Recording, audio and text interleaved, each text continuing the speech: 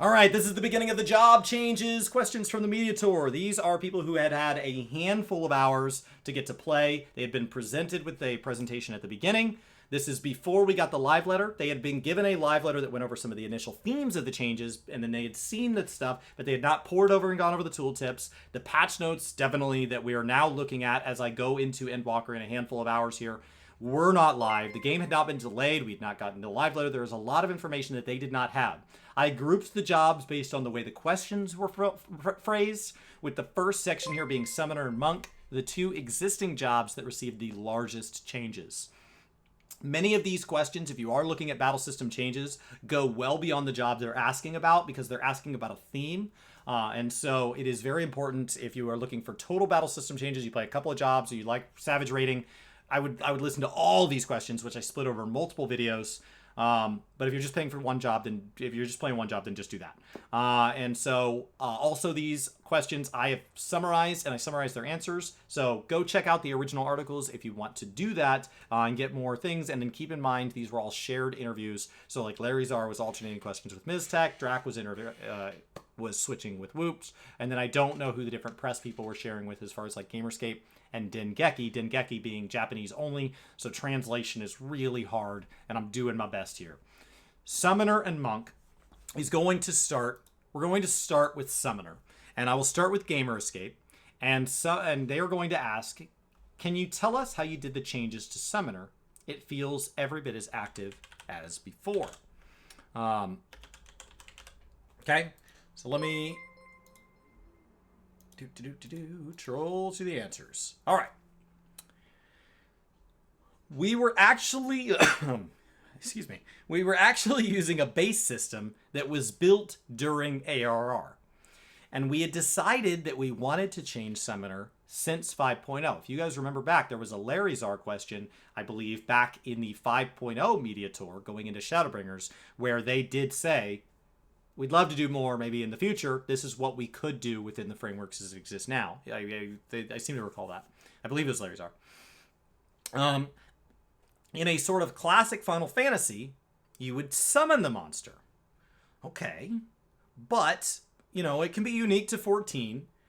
But I would still like to incorporate that idea that the summoner summons.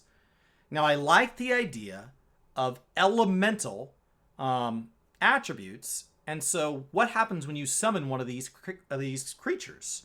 Well, the summoner themselves should perhaps inherit the elemental attribute so that their base set of abilities would all feel different around the summoned creature.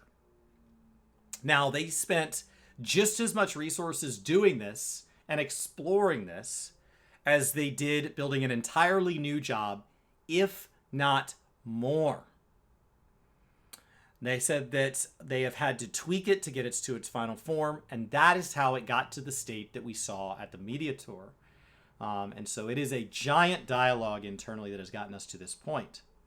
Now, Larry Czar is going to follow this up by saying, all right, well, how did that process go? How did you design it? And he actually started with Larry Czar because he remembers Larry Czar asking questions of Summoner as well, and he said, well, what did you think of the changes, Larry? And Larry was like, well, I love them. I love them. And so he said, you know, once again, they were using the base system built in ARR, and they wanted Eggies to feel as something you summoned. They did want to distinctly remove the fact that it had become known as what he called the Dot Master. He didn't think that that was a very good nickname for a summoner. And so, while having it change, how do we deal with this? But then also, as they were doing with the, you know, we summon these and we take on the elemental attributes, he wanted this also to be something that would allow the summoner to uniquely interact with and match up their playstyle with the timeline of the bosses. This is a very timeline-based boss encounter game, and so we wanted Summoner to be able to respond to that. So very, very cool to get a little bit of insight. Those answers together, I think, gives us a lot of insight into how Summoner is. Dengeki articles, because they're in full Japanese, both sides tend to be very, very conversational. So you notice I don't have question marks. I just take a statement from their big conversations and mark it as like the beginning and end of a question. And Dengeki says the summoner was honestly surprising. That was the big change that they got going through this. And Ishbi said it's true. It's true. He had heard voices that we are a dot class. We're not summoners. And that the limit, they had gotten to the limit where mechanically they couldn't do much more. And they thought, well, we'll just do a big adjustment someday. Someday. And so they knew about, back at the beginning of 5.0 that they would revise it beginning in about 2 years. And he started by thinking, oh my God, we're going to have to pretty much create a whole new job. Step one, let's just delete all of the dot actions. From a design perspective, let's just see where that gets us, right? Let's eliminate all the dot actions. In the early stages of implementation, the behavior when using each of the 3 summons really didn't jump out then. You got these summons, and you remove the dots, and now you're just toggling through these 3 summons. He said, okay, well, what if we have their abilities affected more by the Aether from which they summon, right?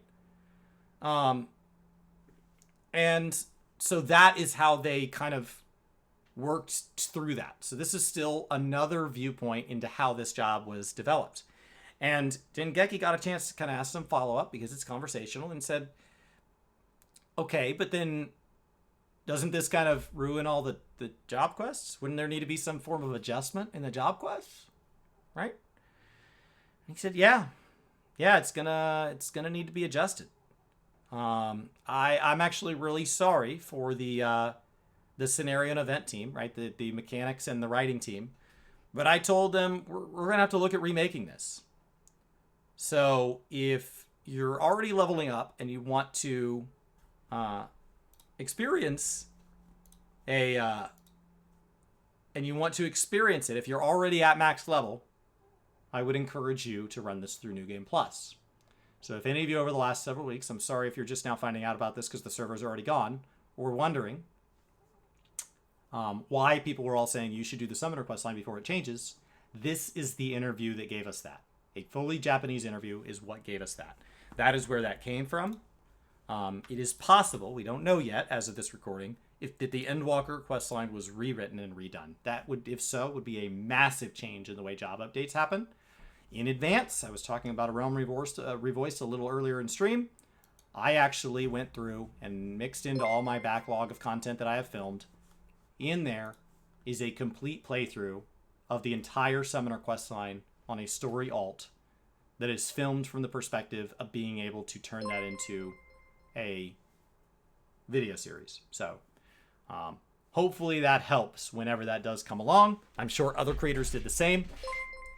If you want it done quickly, go bother somebody other than me because I can tell you it won't be fast. Now, we're going to pivot to Drac here because this is the other job that got a lot of changes. Drac asked almost exclusively monk changes, but I think a lot of them give us insight into how other jobs change as well. And he asked, what drove the monk changes? That was his first big question. Well, Monk, since A Realm Reborn, has been based on positionals, and it's always been very busy. We believed that the pinnacle of Monk was in Heavensward, but as we kept making it more exciting to master, we started leaving behind the less experienced players. And, not only that, but as raid content has continued to refine on its own, optimal players have run into points where as a monk, they feel there's wasted time. And so they ended up saying, okay, well then let's just make Grease Lightning a trait. But then that took away some of its identity. And so now they're trying to add that back by accumulating chakra. So it's one that's been changing a lot. When they changed the Grease Lightning trait, they said this is part 1 of a big set of changes. We just can't do the rest, but look forward to it. So when they changed Grease Lightning, we knew that something big was coming in Endwalker for Monk. We just didn't know what it was. Now, Drac is going to go, okay, great. Based around that, there are some times that chakra is actually already coming in faster than we can spend it. And so there are phases where it's possible to have more coming in than I can use, and I end up needing to waste it. And I either have to let globals drop, or I have to. And I'm not a monk expert, so I'm trying to interpret this. But is there a way that we can track this, maybe during Brotherhood, so that it tracks its overflow, make them glow or something like that, right? Now, Yoshipi responds. There's some back and forth as far as clarification, but it seems to be this is centered on an issue within highly optimized groups. And this is why I think this question goes well beyond monk. We'll talk about that in a second. He said, you don't want overflow to feel like a waste. But if we gave you just straight up the ability to stack up double, you would probably then be able to get the DPS to go way high. So we'd need to do something like balance the way the items function or something on monks. It's something I'd have to talk about with the team. And Drax's like, that's fine. I'm not worried about you needing to scale the DPS back, but what I don't want to do is feel penalized. And so the reason I think this is important is what Drax is hitting on here is that within a job, there should be a base level way to play it through the normal content in the MSQ. And then as you optimize, you get rewarded by getting more of the shiny abilities, bigger crits, more of whatever the gauge does for you or something like that. And a job should feel better and better and better and better. But what he's saying is in something like level 70 ultimates or something like that, where everybody's on point and they know the content incredibly well, that actually there comes a point when you get in a group that is too good and too optimized for content, that it starts to feel worse, right?